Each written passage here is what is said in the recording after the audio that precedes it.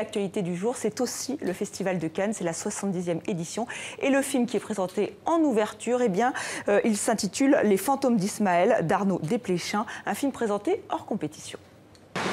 Il y a 2 ans, je rencontrais Ismaël. Vous n'avez pas d'enfant?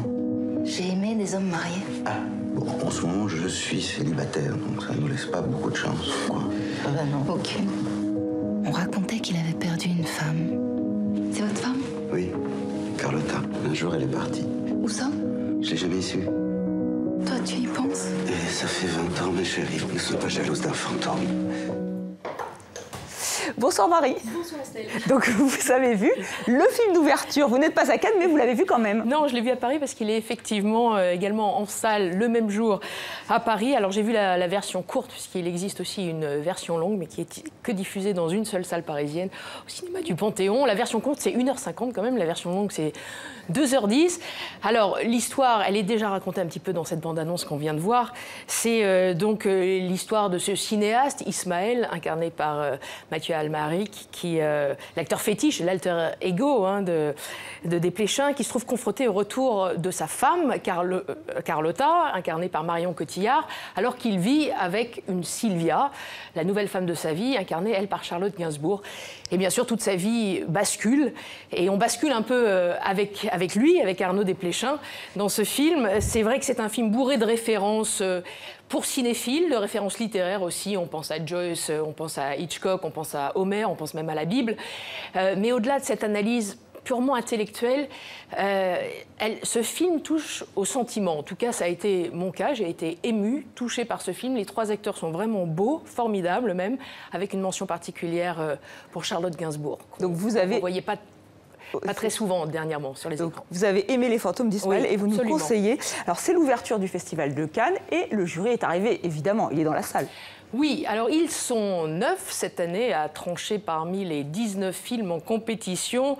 Vous connaissez le président du jury, c'est le cinéaste espagnol Pedro Almodóvar qui est donc arrivé. Il a été jamais Palme d'Or lui-même, prix du scénario uniquement, c'est déjà pas mal, pour Volver, c'était en 2006. Jessica Chastain, vous la reconnaissez, c'est la première fois qu'elle est jurée.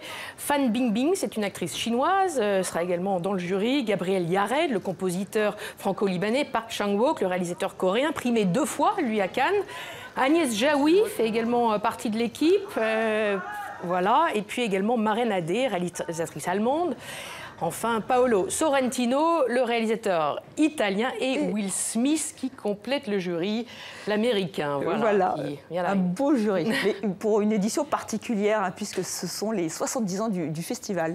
Oui, alors comme vous le savez, le festival est né en 1946. À l'époque, il ne s'appelait pas le Festival de Cannes, ça s'appelait le Festival international du film. La Palme, elle, est née en 1955.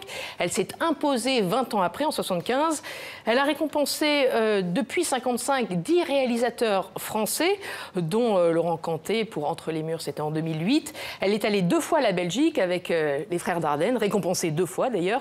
En revanche, pas de Palme d'Or pour les Canadiens ou pour les Suisses, nos partenaires. Je vous propose un petit florilège en images depuis 1955, avec tout d'abord, pour les années 50, la Palme d'Or remise par André Malraux, en 59, à Marcel Camus, Orfeu-Negro.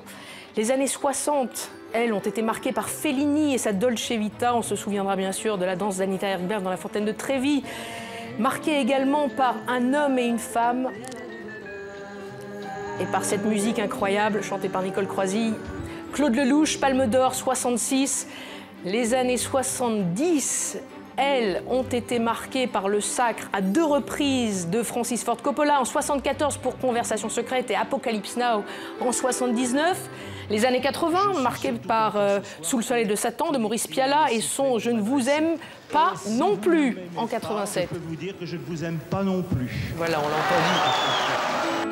Les années 90, c'est la révélation Quentin Tarantino pour Pulp Fiction.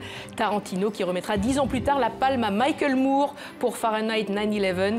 C'était le deuxième documentaire primé de l'histoire de Cannes, 50 ans après Le Monde du silence de Cousteau, qui rappelle que Cannes est un festival aussi politique, même peut-être de plus en plus politique et polémique. Voilà, on verra les films polémiques à venir. Et on va parler de politique d'ailleurs. Bien sûr, la polémique, puisque la France a une nouvelle ministre de la Culture, donc Françoise Nyssen, et normalement la tradition veut que la ministre de la Culture ou le ministre se rende à Cannes. Oui, absolument. Elle sera sans doute là le dimanche 28 mai pour la remise de la Palme d'Or.